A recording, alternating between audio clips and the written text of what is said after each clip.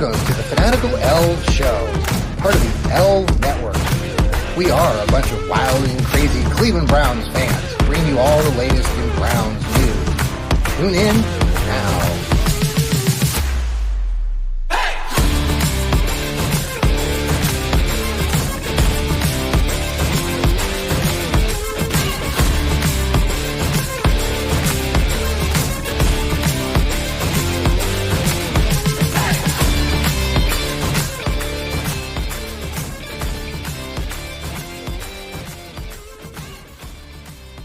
Good afternoon and welcome to another episode of the Fanatical Elfz Show, part of the Fanatical Elfz Network. We are here with Steve Gill and Joel K, the left guard. Welcome, Steve. Welcome, Joel. How hot is it, Steve, down there in Nashville? Well, it's cooled off to a heat index of 101. Ooh, yay. So what you're saying it's is going to be hotter Nashville tomorrow. hot. What's that? So you're saying it's Nashville hot. It's Nashville hot, and that I ain't talking chicken. That's awesome. Well, it's Not really. not really. Joel, how are you down there or up there where you're in Dayton? Yeah, I'm in Troy actually, but yeah, Troy. Dayton, just north of Dayton. So it's pretty Excellent. good. We're looking at 89 degrees right now. So Heat index is around 100 for us too. The humidity outside. I'm over in Columbus, and man, it is just god awful humidity. But we're we've got, it's funny. We got Joel, we got Elliot, we got Rod Bloom. They all live in the Dayton area. I live over in the Columbus area, so all of us diehard Browns fans. We are really bringing it to you here on the Fanatical Elfz Network. I wanted to first off, I want to thank these guys. If you're watching us live or when this comes on YouTube or Twitter, Steve and Joel just do a tremendous job. They both have their own shows. Steve has a great new show he started up called Dog Pound South podcast, Cleveland Browns Dog Pound South podcast, and he brings a little bit of a Cleveland, non-Cleveland share on that. We got Joel down there. He's got two shows that he participates in with the What the Elf Was That, and he just did a show this afternoon with his buddy Elliot, football, philosophy, and rocket science. And we're just doing a lot of shows. We're also this last week we've started our training camp shows that I've been doing, and we just really appreciate all of you folks, you Browns fans who are tuning in. We are growing. I keep saying this in every show. We're expanding. We got a great group of guys that are bringing you regular content. Cleveland Browns. We are at training camp. We're down in Greenbrier this week, and they had a day off yesterday, a day of rest.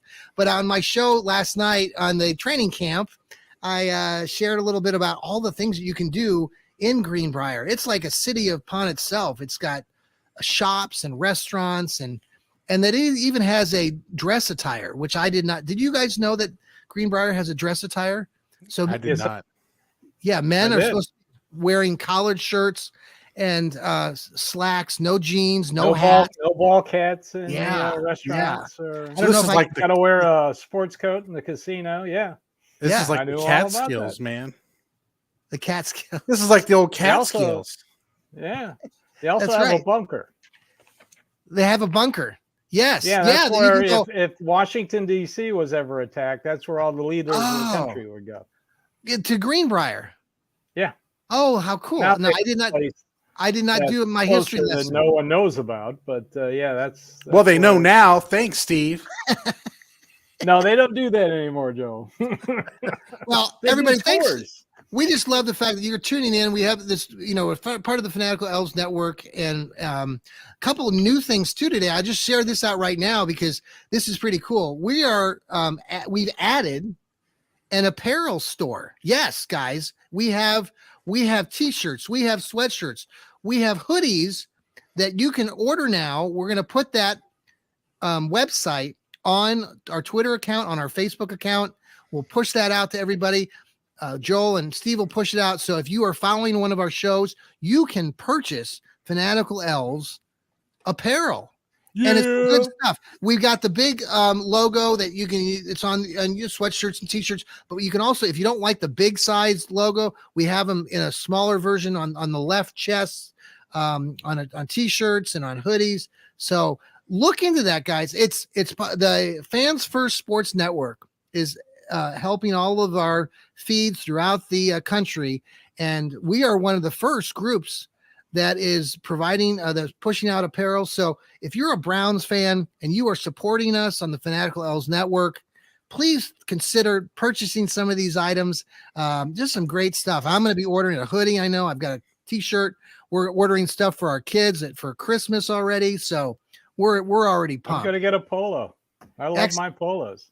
Excellent.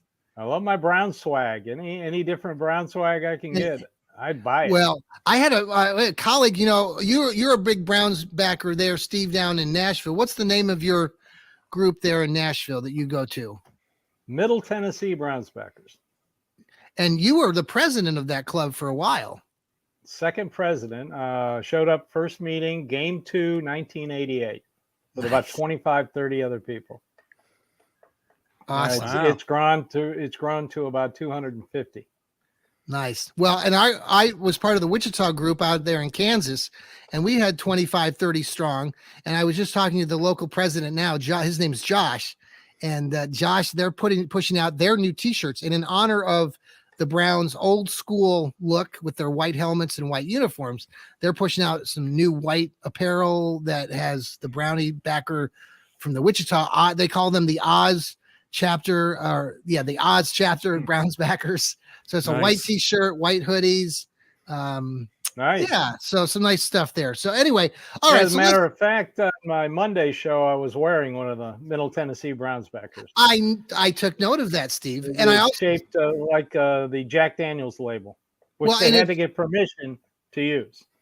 And if anybody's listening, or Steve, Jack Daniels will sue you. Oh, I know. If you don't get permission. I know. I heard that on your show. That was that was awesome. That's the thing about our shows, guys. If you're listening to us, we're going to talk like you guys do. We're talking Browns, but we're also talking stories and ways that we relate back. So that's why I think our network is so cool, because we have a variety of guys that are bringing you information. Joel kind of has that. He's like the interior. He's like he gets into the trenches of the Browns. He's a former football player. Steve he's been watching them and analyzing them, and he's been on radio before talking about sports teams. And so he has that Southern sort of perspective that when you're outside of Ohio, that I think is really relevant, because I can relate to what Steve talks about, because I lived in Wichita all those years. And then we got the rocket scientist, Elliot, who's pushing up all sorts of things on your show earlier today, Joel. You had, analytics and talking about Lamar Jackson and analytics. It's something. All right. Well, let's talk about the Brownies. And no. Let's talk about something else first. I've been waiting. Okay, sure. Okay. Did you guys see this Joe Burrow injury? Yes, I did. Oh yeah, Joe Burrow was in practice. Looked like he rolled out to the right, and he looked like he has a calf injury. And I was looking here on Twitter. That's what Joe Schmo. Looking here on Twitter, and it looks like he's going to be out for the entire preseason. So I don't know if that means he'll be back for the. Yeah, I saw that. I don't know if that means he'll be back for week 1 or not, but if he doesn't do anything in the preseason, like if he sits out of all of camp, he's not going to be ready week 1. I would rather. Last year he had that hernia surgery. I would rather beat the Bengals full strength. Mm-hmm. Me too. It's just going to get some backup. Well, so I have not caught up on all the news today because I've been busy with other things going on. But Joe Schmo, John, I know Joe related. Joe Schmo got hurt. Well, basically, it's a non-contact injury. He comes up limping. Looks like his right calf, and I think the official report is he had a brace on it to start with. So they must have had some issues. Must have had some issues to start with. So it's probably a calf strain. I mean, it's good for him that it's not an ACL tear or a knee issue, but he's going to have to rest it. So we'll see what happens. Well, I mean, the Browns, glad to see he's not hurt. Seriously, though. Yeah. I mean, guy needs to make his cash. Needs to cripple their cap. So I mean, let's pay Joe Burrow. The Brownies are 5-1 against the Bengals, and so it's under Stefanski. So we've talked about this a little bit, but I mean, this kind of bodes well for us. Not that we want to, jump ahead to week 1, but this is a good. The Browns are really prepping now. Let's just jump into some things this week, and we'll go around the room, and I just want to throw out a few highlights and Steve, we'll have you go after I share out, but a couple things here that I've noted, and we've talked about these things on some of our individual shows already, but what I've noted the last couple days, we've had all the bigwigs talk, Stefanski and Andrew Barry and the Haslams and some of the players from David Njoku who talked about his maturity, and even Greg Newsome. So then there's this guy, Elijah Moore. And I know some of us have talked about Elijah Moore, but Elijah Moore has been in the league now 2 years. And, I was kind of being a little bit snarky about it last night on the training camp show for a minute, how, Elijah Moore has 5 touchdowns in his first year, 1 last year. And I know he got into all this scuffle with his coaching staff and everything, but all the chatter, and even from the players, or at least what is being presented back to us from the players, from the media, is that, oh my gosh, Elijah Moore is the second coming of, whatever. And so I'm a little bit annoyed maybe, or just, I'm not going to jump on the bandwagon and say, oh my God, keeping in mind that we have Amari Cooper, and the fact that Amari Cooper has been sitting out because of the injury, we're getting to see Elijah Moore a little bit more, and that's great. But I don't think, I'm not prepared to say he's the number 1 receiver on the team, for God's sakes.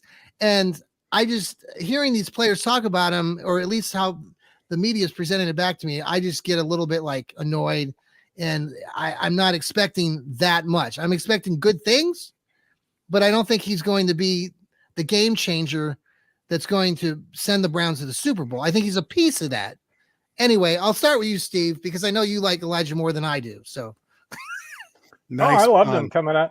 Loved him coming out of Ole Miss. I mean, yeah. I mean, you're seeing his versatility. If you're watching the videos, which I always do, you see his versatility. He lines up in the backfield. He lines up in the slot. He had a great on 7 and 7 today. He had a great touchdown catch against Denzel Ward. Kind of turned Ward to one side, and Ward was all over him. And he still caught the ball. Yeah. He's got great hands. He's like Amari Cooper. He's a great route runner, and that's what you need. Mm-hmm. I don't think he's the number 1. Amari Cooper's the number 1. Mm-hmm. But with Cooper's injury, you're seeing my favorite player, Jalen Darton, getting more reps. Yeah, you've mentioned lighting him. it up just like he did in minicamp. I love this kid. Yeah. If Goodwin's not ready, I think he makes the team, because he can return punts, he can return kicks. He's got a little speed, but I think if you use you use Elijah Moore like they used him at Ole Miss, he will be a very important part of the offense. Yes. Okay. Okay. I'm going to agree with that. I don't know if it's my turn to jump in or not, but yeah, absolutely. I think that last point is the key. If you use him the way that Ole Miss used him, and I think the Browns are doing that from the clips that I've seen, that's how they're using him. I don't know what he was doing over there in New York, and I don't know what they're doing in New York, to be honest. But I don't know.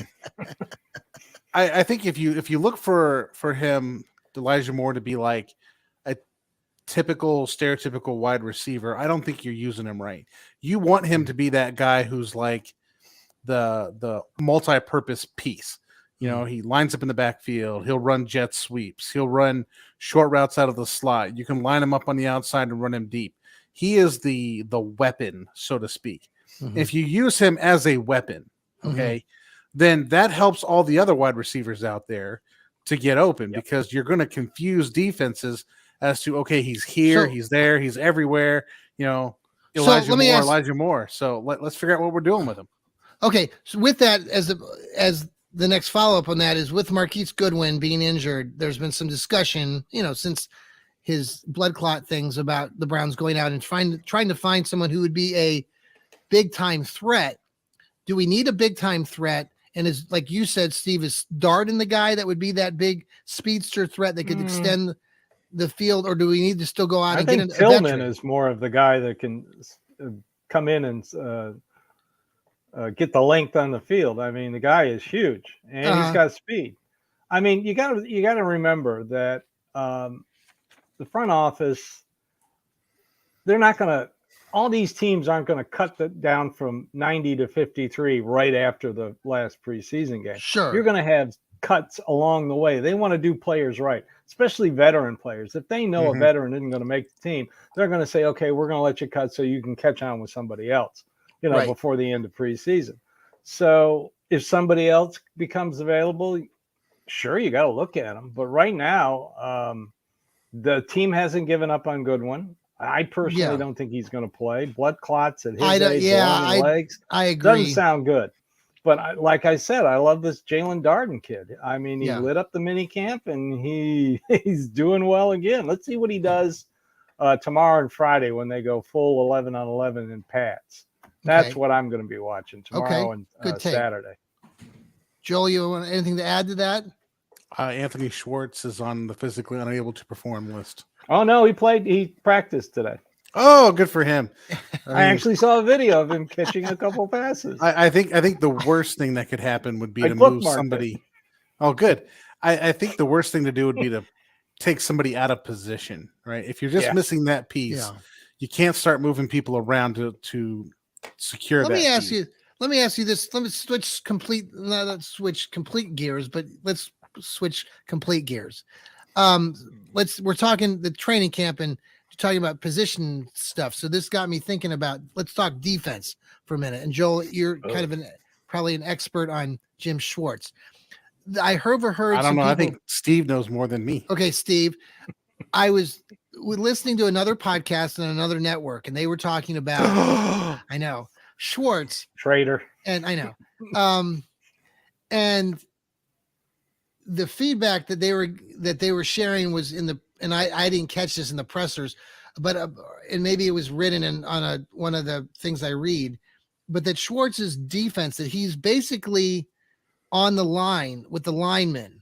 He wants to give them basically freedom in those 4 spots. It's almost like in basketball where, like, I coach basketball, like, you have an offense that's a motion offense that we tell the players, you got to fill the spot, whatever the spot was left, somebody's got to fill it. So is that kind of where he's going with the defense? Like these 4 guys up front, Tomlinson, Garrett, all these guys, Smith, that they can sort of, Elliott, they can all kind of interchange depending on what he's calling or what the defense is calling, linebacker. I don't know who calls the plays from the sideline. Is that what's happening? Is that what he's getting at? Well, I'm not sure, honestly, what they're getting at because I haven't really had a chance to see it. But I can tell you something about a double gap scheme. I mean, really, if you're running a true double gap scheme, you're just teaching people some techniques, lining them up in different places strategically based on, for lack of a better word, analytics. And you're just telling them to go at it. Okay. And so you're not prescribing, you go into this hole, you go into this hole, unless you're calling a specific blitz. The idea behind that is that you allow the defensive linemen to double gap those schemes so that depending on the keys, you will have your entire defensive line going to a certain spot, right? So if they are understanding the blocks that they're getting, you have to be an intelligent player to play a double gap scheme, by the way, to understand the blocking schemes that the offensive linemen are trying to do and to know how to effectively counter those schemes. Yeah. I've played in these things. I think these double gaps defenses are tremendous. I love them. I love them. I hate single gap schemes. I don't like them at all. I think offenses can run circles around single gap schemes, and I think we've watched that for years. Okay. I would rather see somebody line up in a double gap scheme because then no matter what you do, the defense is going to do something to put themselves in the right spot to make a play. And if a defensive line can do that and occupy blockers while doing it, which a double gap scheme will by nature occupy defenders, occupy offensive linemen, your linebackers are going to be able to flow.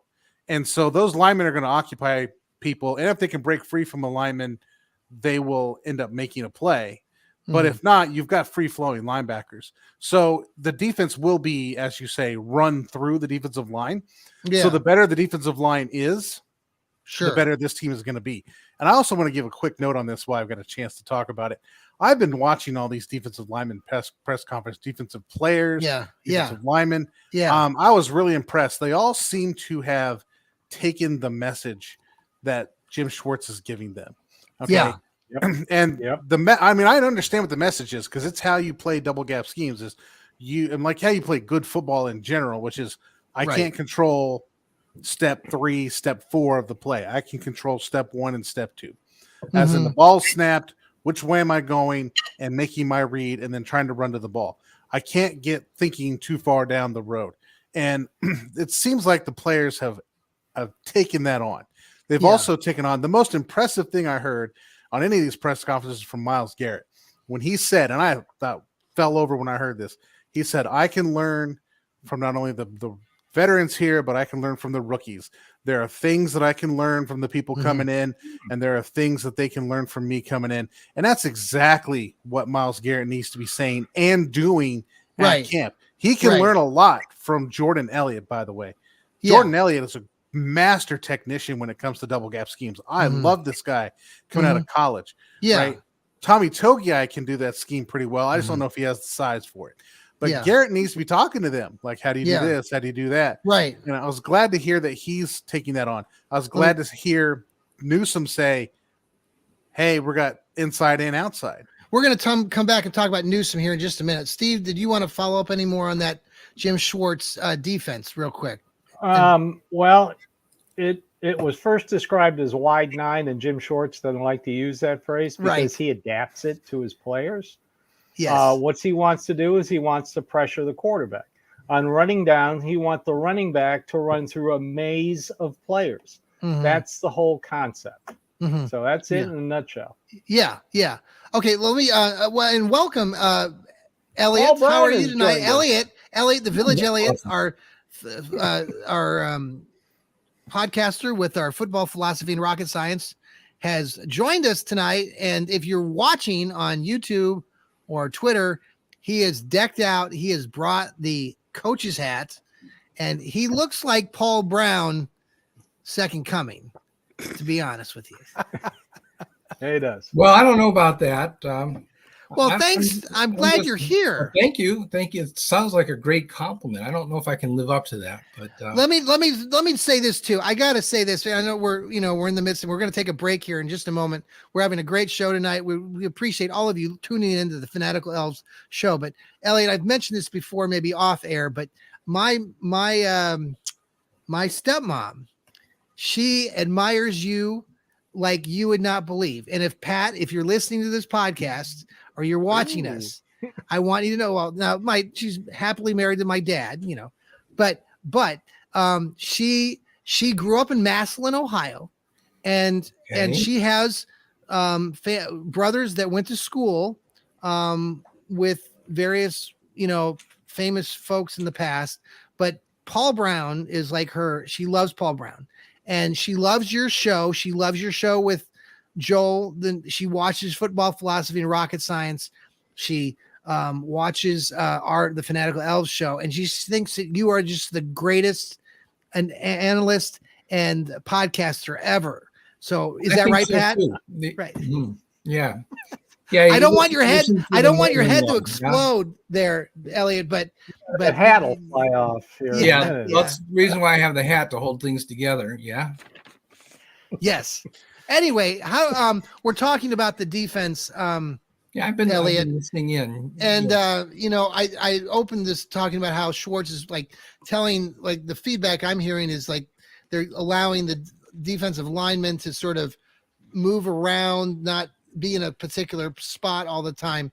And we just kind of talked about that. So what do you think about that defense and thoughts there? I'll tell you what I think. Last year, the offensive linemen moved the defensive linemen around anywhere that they wanted. So if the defensive linemen are choosing where they want to be, that's different.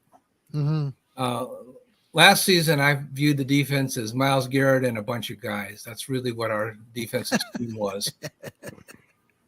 And, the offensive linemen just had their way with the defense, just pushed them around. It was really men against boys, frankly. Well, Elliot, we're going to pause for a quick break here on the Fanatical Elfz show, and then we will be right back, folks. Don't go anywhere. We got to go pay the bills. So silence everyone. Okay, we're back on the Fanatical Elfz Network.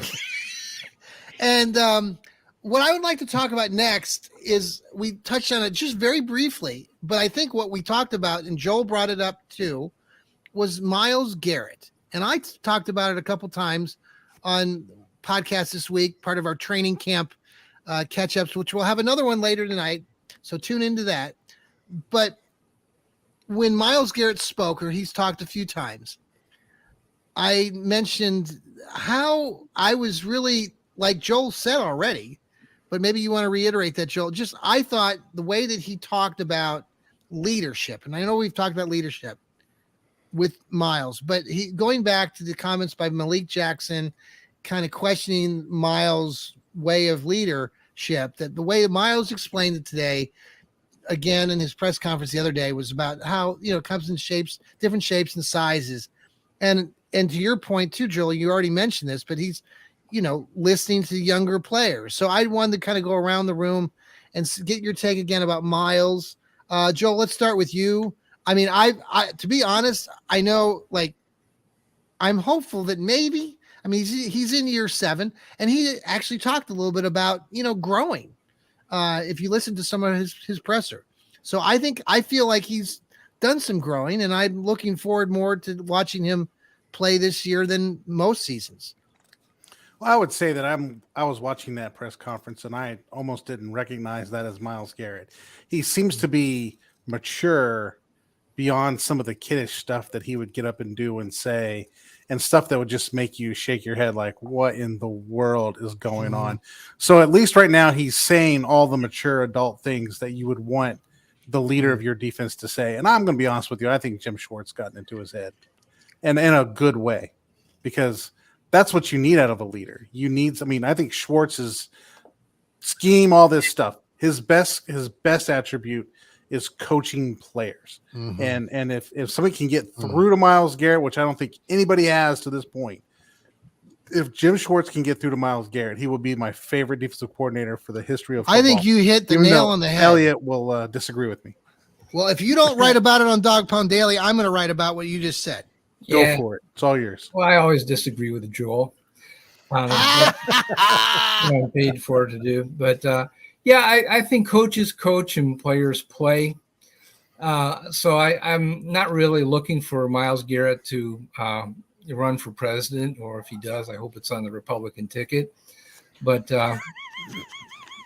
I think what we're looking for from any player is not necessarily leadership, but acting as a proper role model as a player.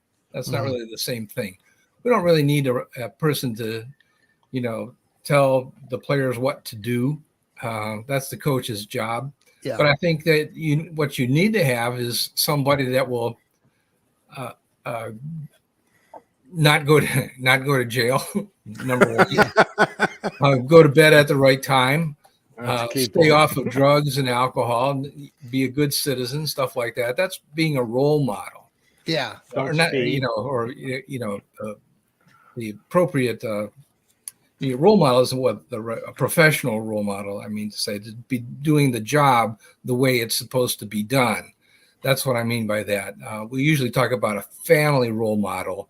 Yeah. And we get that all mixed up. Like, here's my father, here's my mother, here's my basketball player. What?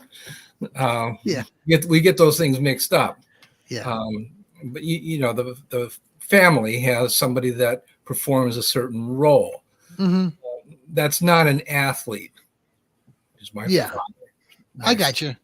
I like that. My athlete. That's not a role model. Let me jump up to Steve. Then. Model is here's how a professional behaves, what they do, how they get their job done.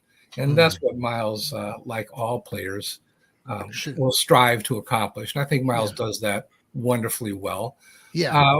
With certain deviations. When your driving gets out of hand and you injure yourself, that's not being a professional. That's when it crosses the line. I think Myles understands that. Yeah. And I don't care whether he's charged that hill, man. Come on. We don't need that. That's what the coach does. Yeah. Steve, what about you? Myles Garrett, in his comments this week, how did you perceive? I agree with Joel. He has. I think Jim Schwartz has gotten in his head in a good way. He's shown a lot more professionalism, a lot more maturity. I also agree with Elliot. He doesn't have to be a big vocal leader. I mean, they've got vocal leaders, and Stefanski mentioned Anthony Walker today, and of course Juan Thornhill. Good. These guys, I'm sure Rodney McLeod is a vocal leader. He knows the defense already. Well, that's great. All I want Miles to do is show up, play football, get to the quarterback. Yeah. How many bosses do we want to have in one organization? That's what a leader is a boss. How many bosses do we want to have? Yes. You want to have somebody vocal on the offense and somebody vocal on the defense. Well, and even Miles recognized that in the one presser. I don't know when it was, if you all listened to the same thing I did, but he talked about other or vocal leaders, for example, like Zadarius Smith. He mentioned how Zadarius Smith is sort of a wise clowning around all the time, man. But speaking of clowning, he also referred back to other previous people that were probably like Clowney, who were vocal, but Myles Garrett, right? But they weren't necessarily good leaders. And even like Miles, I mean, I thought you can kind of hear it talking about that. By the way, okay, I have a trivia question about Myles Garrett, but I want to get a quick question about Nick Chubb, because it's been driving me nuts, and I've talked about it on my shows the last couple nights. If you listen, I think I saw a video of him smile again today. Okay, but if you go back and listen, here's where this is my concern, because I love Nick Chubb, and I think all of us do, but I want the Browns to re-sign him. Now, I know maybe I'm not being realistic, but when you listen to him in that last press conference, and he was referring back to some of the other running backs that were going through things, and then he was talking about how he could be in the same boat. It was like the first time, or maybe I haven't listened to him that closely. It was the first time in my mind that I started the back of my mind as a Browns fan. I'm fearful, like, oh shit, like, he's going to be gone. Like he is already predicting that he's going to be in this boat that Saquon Barkley was.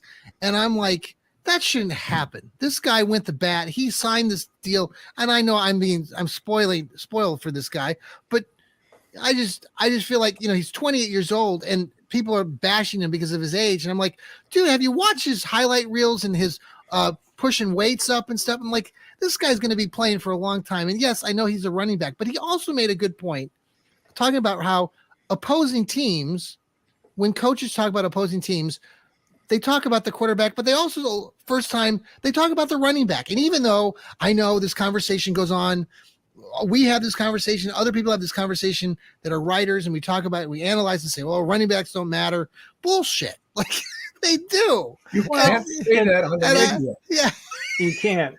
I just did. So I mean, you've got the quarterback out at the Chargers, Herbert. He signed a big contract. Yeah. And if you look at and Burrow's due up for a big contract. If you look at the way the contracts are going, he got injured. He's not getting his money. Yeah, we just talked about that. The quarterback salaries are going up 238%. The running back salaries are going down 81%. So this is a league-wide problem. Now, if Nick Chubb has a great year this year, I think they might up him for a couple of years. I'm expecting 2,000 yards. Surprise me. I think he's gonna have 15 to 20 touchdowns. I think he's gonna blow everybody out of the water. I think he's pissed off. I think that's why he's smiling, because he knows he's gonna just have a hellish year and just do everything. Anyway, okay. I'm sorry. I digress. But he doesn't want touchdowns. He just wants victories. He wants wins. Let me jump in on this. I don't think the issue – let me just step back from Nick Chubb itself, but talking about the running back position. Yeah. I mean, yes, the running backs are planned for and they're game planned for, and they're important. The thing with the running back salaries is that running backs are replaceable. That's the thing. They're good, but there's a lot of them. The market is saturated with good running backs, and there's always good running backs coming up. So why would you pay a premium price for a good running back when you could probably pick the same thing up off the draft? Now, I'm not saying draft a 5th round draft pick. I mean, draft a 1st or 2nd round running back. Okay. Let them have the impact, but that becomes an economic question and not necessarily a moral question when it comes to what's happening on the football field. Should you becomes a moral question. The economic question is, can I get the same value for a cheaper price? And NFL teams are playing off the economic question and not the moral question. So I think Nick Chubb has been handled very well. Like he hasn't been overworked. Okay. If you like a guy, you find a transcendent talent, use them appropriately. Don't put them out there for 20, 30 carries a game. Let me ask you this. Elliot, we talked about this with Steve the other week. Is the idea, or Sam maybe was on the show, if the Browns tank or if they go 6 wins or 7 wins, then Elliot and I spoke about this the other night. We said, well, what about Chubb? What about Garrett? Then are they gone? I mean, I think we suspected that they'd be gone, like automatically. No. What's being missed here is that Nick Chubb is signed through this year and through next, number one.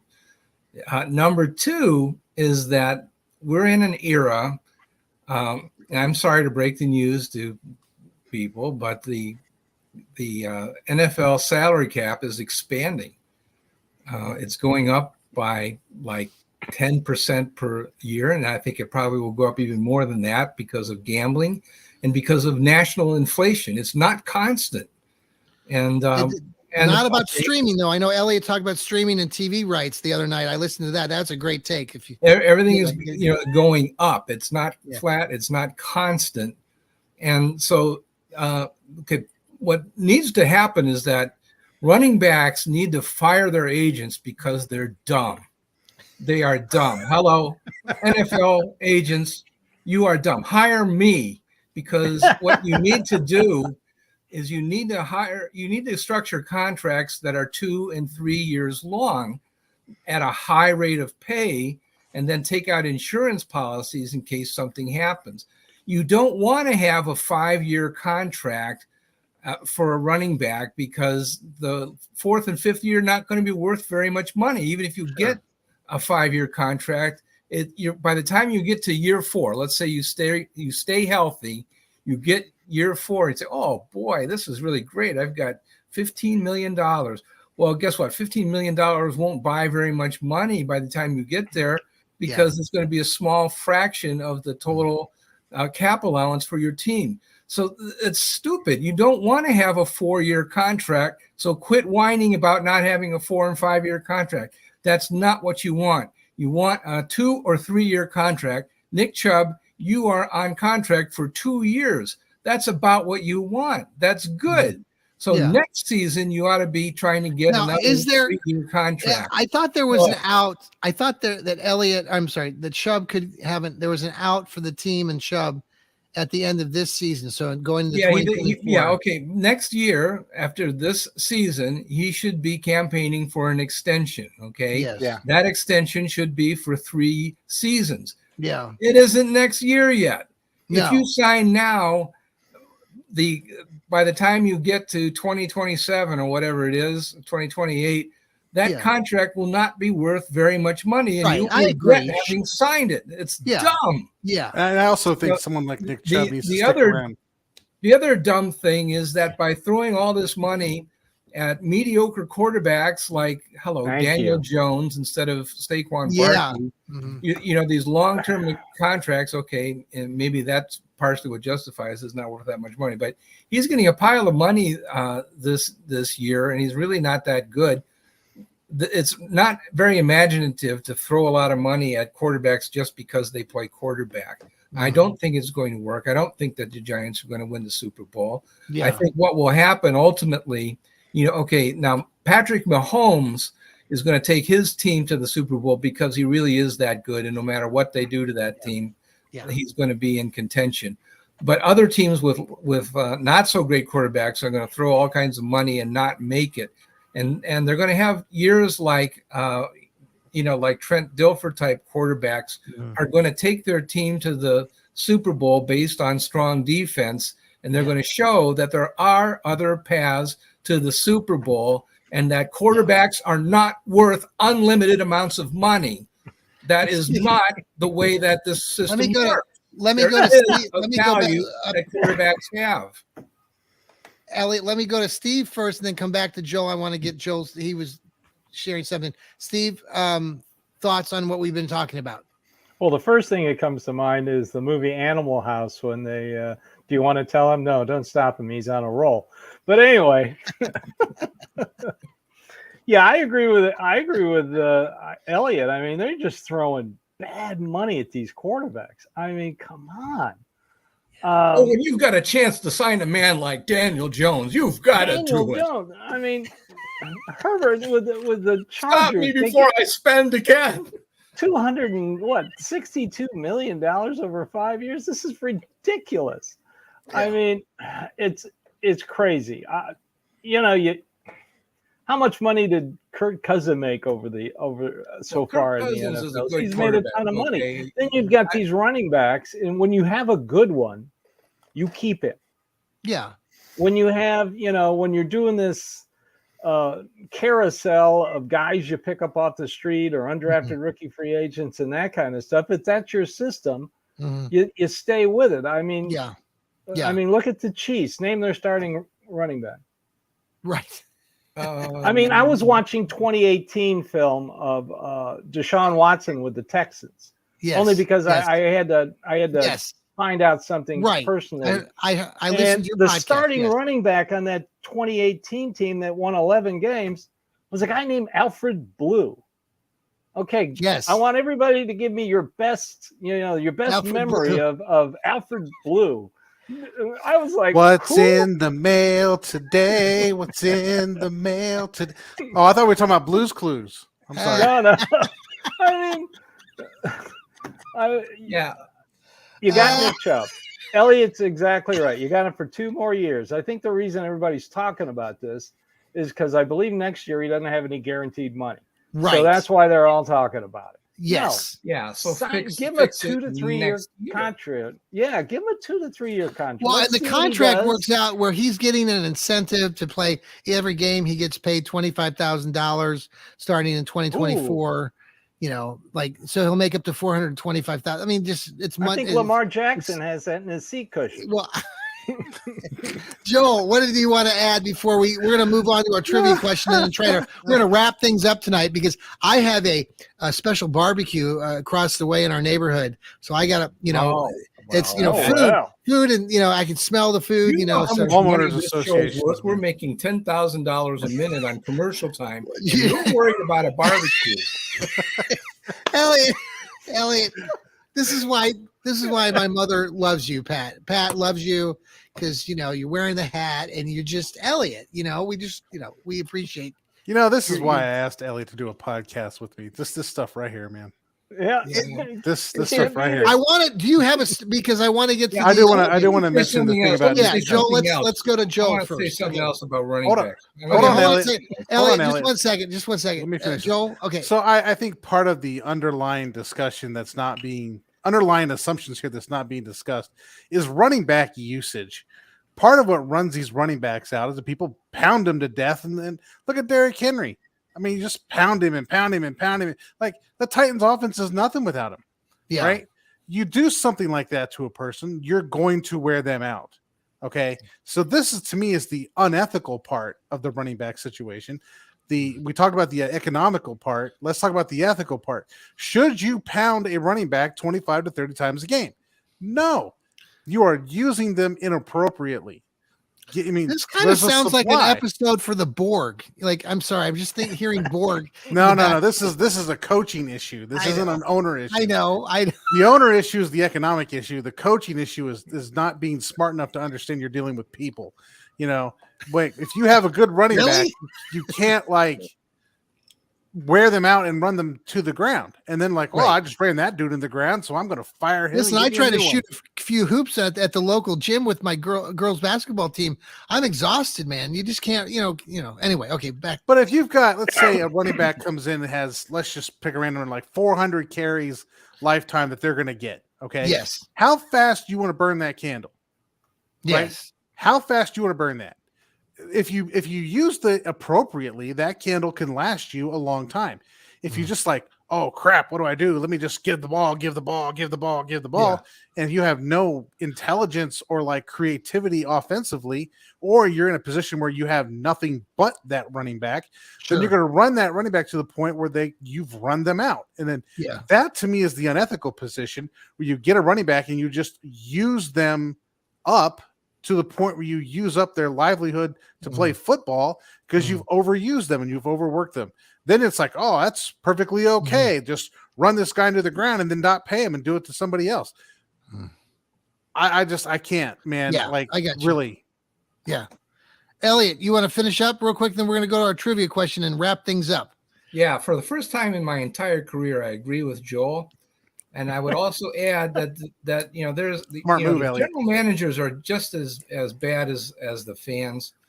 But, like we've taken a lot of Twitter hits on the backup situation for Nick Chubb. Mm-hmm. We all love Jerome Ford. He has great promise. And how many yards does he have for his NFL career? 12. Yeah. Thank you, Steve. And also John. 12 yards. And we think there is no doubt in our minds that he is going to be able to replace a former Pro Bowler in Kareem Hunt. So we don't need to have any backup for Nick Chubb. And that's insane thinking. Really. I just think, Elliot, I think they're going to sign somebody. I think the Browns are still going to sign a veteran. I hope that they do. But I think they're going to wait. Nevertheless, that's the mindset that you can just plug anybody in at running back and you get a 1,000-yard rusher. And so you don't need to have anybody in the running back room. But general managers maybe are not that naive, but they're close to it. You need to be accumulating talent in the running back room just as you do in the quarterback room. And there needs to be people there that will gain yards. Mm-hmm. And I'd like to see Ezekiel Elliott in a Cleveland Browns uniform, even though you can say that, oh, well, he's not going to gain 1,500 yards. Yeah, I know that. Don't need him to. But he might gain 500 yards, and that would be well worth investing in if he's available at the right price. We don't have anybody that's guaranteed to do that and that will carry the ball without fumbling. Maybe, Jerome Ford does have a lot of promise, and maybe he can do that. But maybe we ought to have somebody that we're really. I'm predicting, like some of you, that they're going to draft or they're going to get some sort of veteran before the season starts, or even after the season starts. But they're going to do it. Trivia time. Trivia question. Back to Myles Garrett. Ready? Myles Garrett question. Before Myles Garrett arrived, who led the team in sacks in a season? Who is the all-time leader, or who used to be the all-time leader of sacks as well? Do we know those answers to those questions? I'll give you a minute. So let's start with who had the most sacks in a season before Myles Garrett arrived. One player. Can you name a former player? 1984. 1984. That's not Bill Glass? Nope. Percy, like the most sacks in a season. 84. 1984. That would be Matthews. Well, he was around, but he didn't lead the team that year. Lyle Alzado? Nope. Nah. It would be. Let me just double check. Baker? No. Perry? Would it be Perry? Close. You're getting there. Let me hold. Seo Pagatuatelli. How about 1984. Ready? Reggie Camp had 14. Had 14 sacks in a season. I think Myles Garrett had that many against the Bears one year. Right. He had. I was at that game. He had 5. I think, or 4.5. Yeah, and then who led? Gave him 5. Who led the team in? Well, actually, in Michael Dean Perry, 1990, he led the team in 1990 with 11.5 sacks. Before that, Jamar Miller Remember John? Yeah, I remember him. Yeah. From 2001, he had 13 one season. And then Reggie Camp had it in 14 and 84. But Garrett's all over this list. Chip Banks, 1985, had 11. The other player was, get this one, Paul Kruger, former Baltimore Raven. That's what I was still trying to think of. Who was the guy with the hair? Paul Kruger. Paul Kruger had 11 back in 2014. Okay, did anybody have more than 16.5? No. Okay, because Bill Glass had 16.5 in 1965. And they didn't. Okay, so they weren't.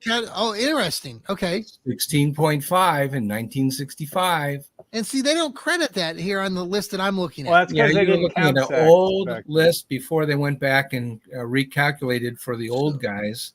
Yeah. So who holds the record? Bill Glass for the career, before Myles Garrett. Myles Garrett is I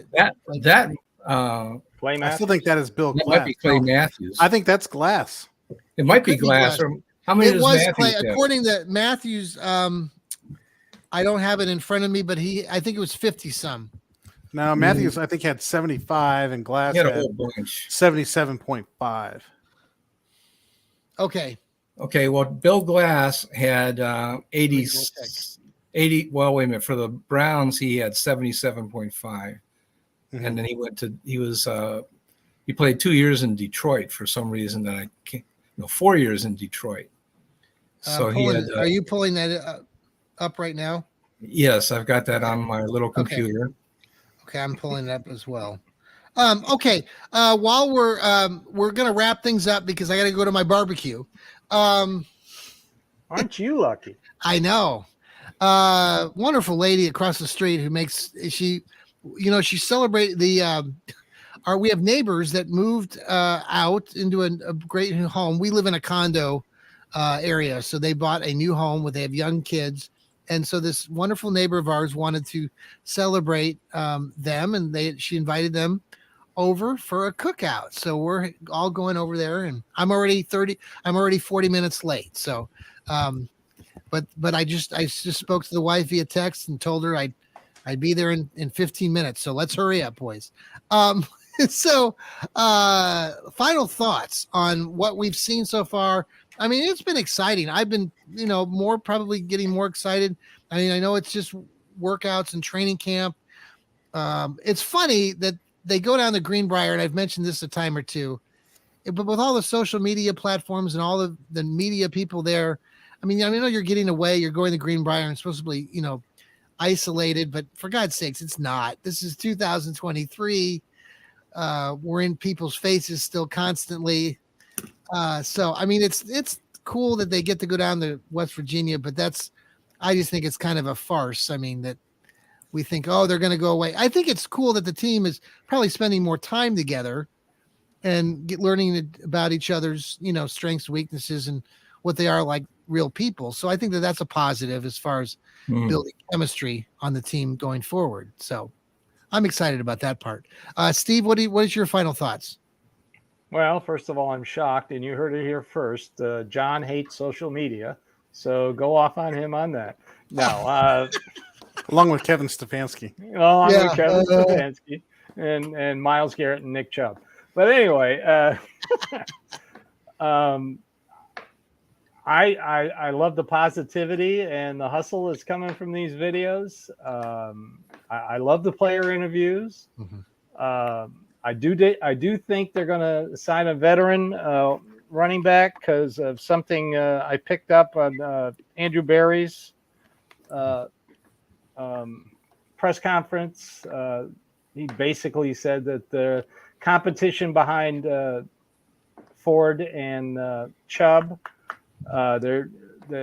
if they sign somebody, it will be seen. I'm still waiting for the defensive tackle. Mm-hmm. I'm sure I know they talked to Akeem Hicks's camp, but a lot of people have. So apparently he's inexpensive as compared to some of the other ones. I'm just looking forward to tomorrow and Saturday, the full pads, 11 on 11. A lot of people have said this training camp has been boring. I don't think it's boring. I think it's exciting as hell. I love it. Good. And that's all due to social media and all these a week from tonight. A week from tonight, where the Brownies are playing live. Yeah, Hall of Fame game. Television. Yep. We'll get to see Kevin Mond and Dorian Thompson-Robinson. We may have to record our Fanatical Elfz show. We'll see what we want to do with that because it's going to be game night. So maybe we could do a pregame quickie. No, I shouldn't say quickie. Pat, are you listening? I'm not into this. I'm out. Okay, with that, final thoughts. Elliot, let's come to you first. I know we're talking sack leaders. Well, I just hope that the editing function on this show is still operational. I think we crossed the line and can no longer educate the young Browns on the proper mode of behavior. Wow. Yeah. Wow. Okay. Thank you, Elliot. Joel, final take. Well, I'm going to completely disagree with you, John, and your take. I think going to Greenbrier is a great idea. I mean, you get people out of their normal routines, and that's the important thing. If you're still in Cleveland, you're still in Berea, you can go home, sleep in your own bed, be around your kids. It's easy to kind of just do your job and go home. Yeah. Now you get to go there, hang out with people, distraction free, hopefully. Yeah. You know, get on your shirt with a collar and no hat and go out and do some things at the Greenbrier after hours with your buddies and just do some real team bonding. There is no way to get in trouble at the Greenbrier. It's so very well. They have no massage parlors. They have a casino. No. There's always ways. I think the team building. I think the team building aspect of something like the Greenbrier is it's unreplaceable. So yeah, I think that's the value of that situation. I agree with your take. I know you think I'm opposite of that. I think I agree with how you presented that. The thing that I was looking at is just the inundation of us or the media. It would be nice, like if they just said no media. I mean, I know that it's impossible in 2023, but that part of it, that singular part of it, I do agree that the bonding and the team and the chemistry and being around and learning about your teammate is vital. And I think that what they're doing now is important. So, and I think they should continue this in the future, regardless. Yeah. I think so too. And now we find out John's anti-media. God, is there anything you like, John? Thanks for following the Fanatical Elfz Network. Listen, folks, he likes barbecue. That's it. We really need you. All of you that are listening, or if you're watching, we really need you. And I know all of these guys, Joel and Elliot and Steve, have all been talking about this on their shows. But we need you to go to Apple. We need you to go to Spotify. We need you to go to iHeartRadio, TuneIn Radio. Find these places. Search us. We're the Fanatical Elfz Network. You can do a Google search. We'll pop right up. Follow us on these platforms. Download us or play our podcast, one show. Subscribe or follow us if they allow you to follow us. Write a review. If you're on Apple, write reviews. If you're on Spotify, write reviews. You give us those 5-star reviews that populates into their podcasting analytics and gives us more power. And we are growing. We really have, Elliot. Our numbers are spiking this month. For the month of July, usually July is a slow month, folks. Our network, our Fanatical Elfz Network is growing, and we can't wait to keep giving you up-to-date information, great content, guys, here. As we get into the football season, we have some new shows planned. We're going to be talking about the enemy in upcoming shows and looking at the teams that we're going to be playing against. We're going to have Kevin Stefanski updates right after the game is over. We're going to have a post-game shows that these guys are going to participate in and help out with. So we have some great coverage and some great guys here that are going to be bringing it to you every weekend, and we can't wait. We love the fact that you're listening. Spread the word. Tell your friends, tell your family members, have them take a listen to us, because we really are growing and we need you. We need you as Browns fans. We love the Brownies just like you. All right, folks. Thanks, Steve. Thanks, Joel. Thanks, Elliot. Appreciate you being here. Everybody have a great night. Go Brownies. Go Browns. And more pay for running backs.